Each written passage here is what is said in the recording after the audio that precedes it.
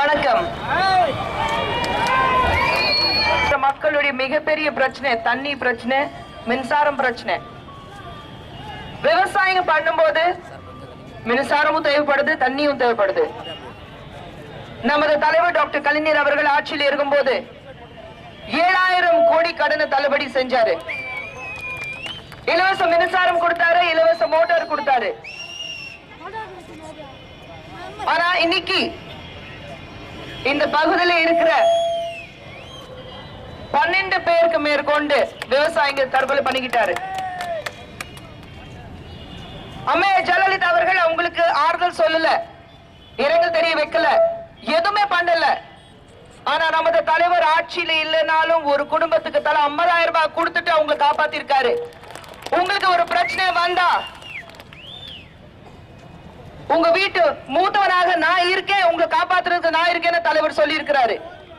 உங்களுக்கு நாளைக்கு ஒரு பிரச்சனை வந்தா மத ரீதியாகவே இருக்கட்டும், அரசியல் ரீதியாகவே இருக்கட்டும், எந்த வகையில தமிழ்நாட்டில் வாழ்ற மக்களுக்கு எந்த ஒரு பிரச்சனை வந்தா கடையம் போல உங்களை காப்பாற்றுறதுக்கு நமது தளபதி மு க ஸ்டாலின் அவர்கள் இருக்கிறாரு. ஜெயலலிதா அவர்கள் இதுவரைக்கும் எதுவுமே செய்யல.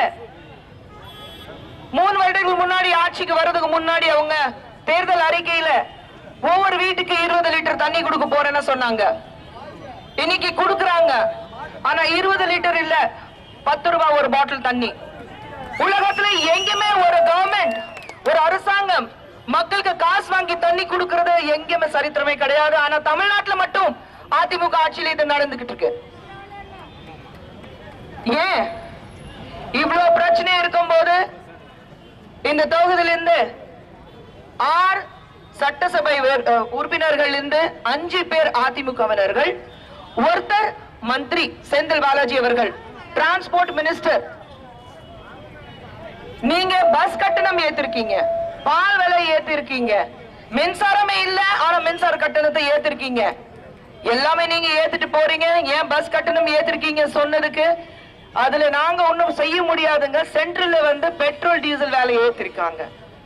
ஏன் தலைவர் ஆட்சியில் இருக்கும் போதும் தலைவர் முதலமைச்சராக இருக்கும் போது பெட்ரோல் டீசல் விலை ஏத்தல. ஆனா தலைவர் எங்குமே என்னைக்குமே எப்ப பஸ் கட்டணம் ஏத்தினதே இல்ல. பஸ் கட்டணம் ஏத்தினா என்னுடைய மக்கள் பாதிக்கப்படுவாங்க சொல்லி தலைவர் ஏத்தல. ஏன் அது உங்களால செய்ய முடியாதா? இதுவரைக்கும் இந்த பக்கம் வந்து மக்களுடைய பிரச்சனைகள் என்ன இருக்குன்னு கேட்டிருக்கீங்களா? செந்தில் பாலாஜி அவர்கள் இன்னைக்கு ரோட் மினிஸ்டர், டிரான்ஸ்போர்ட் மினிஸ்டர் இருக்கீங்க. இந்த ரோடு போட்டது யாரு?